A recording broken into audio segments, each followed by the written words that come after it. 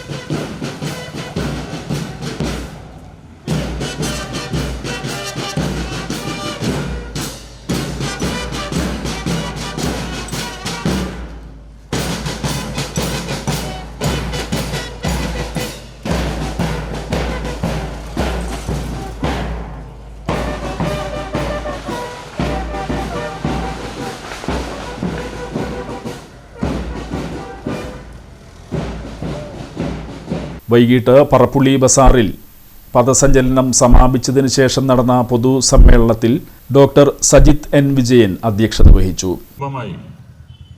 വസുദൈവ കുടുംബകം എന്ന മഹത്തായ ആശയം നമ്മുടെ മനസ്സിൽ ഏറി നടക്കുന്ന ആൾക്കാരാണ് നമ്മളെല്ലാവരും. ഇതിൻ്റെ പ്രാധാന്യം എന്താണെന്ന് വെച്ചാൽ നമ്മുടെ ഭാരതത്തിൻ്റെ മണ്ണിൽ അനേകം വിശ്വാസധാരകൾ വന്നു ചേർന്നിട്ടുണ്ട്.